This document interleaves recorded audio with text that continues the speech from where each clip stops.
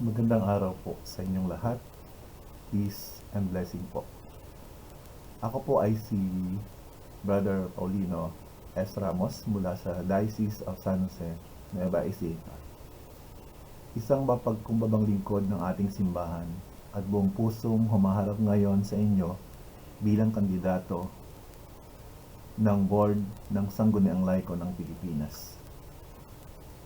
Hindi po madali ang tumayo sa harap ninyo ngayon o humarap sa inyo ngayon, pero sa bawat hakbang ko, baon ko po ang panalangin, pananampalataya, at ang matinding pagnanais na maglingkod, hindi para sa pansariling kapakinabangan, kundi para sa kapakanan ng sambayanang Kristiyano.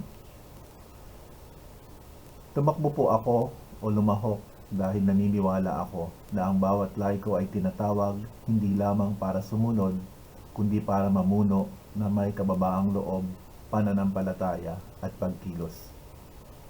Hindi sapat na tayo aktibo sa parokya, kailangan nating maging aktibo rin sa lipunan, dalhin ang liwanag ni Kristo sa mga lugar na madalas ay nakakalimutan, sa pamahalaan, sa eskwelahan, sa lansangan, sa social media man, o sa mismong ating tahanan.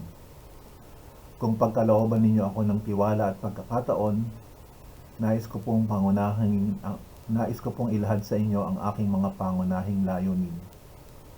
Iangat ang boses ng mga laiko sa mahalagang isyong panlipunan tulad ng kahirapan, katiwalian, hustisya at pangangalaga sa kalikasan, gamit ang gabay ng simbahan at ng mabuting balita ng ating Panginoon. Palakasin ang ugnayan ng mga Diocesan Council of the Laity sa buong bansa upang mas mapalawak ang ating pagkilos at pagkakaisa. Bigyang lakas ang mga kabataan at kababaihan sa kanilang papel sa loob at labas ng simbahan at lipunan, hindi lang bilang tagasunod, kundi bilang mga pinunong may pananampalataya at paninindigan.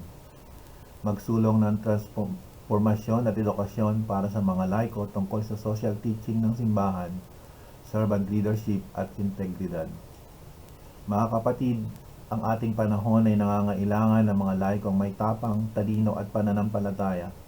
Hindi ito tungkulin ng pari lamang o mga relihiyoso. Tayong mga laiko, ay may mahalagang bahagi sa misyon ng simbahan. Kung ako po ay inyong pagkakatiwalaan, pangako ko po ang tapat, bukas at aktibong paglilingkod, hindi lang bilang boss, kundi bilang kapwa manggagawa sa ubasan ng Panginoon.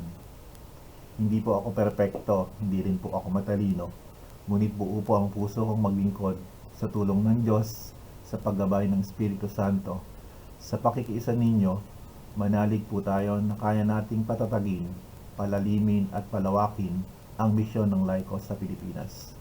Maraming salamat po at pagpalain tayo ng makapangyarihan at mawaing Diyos.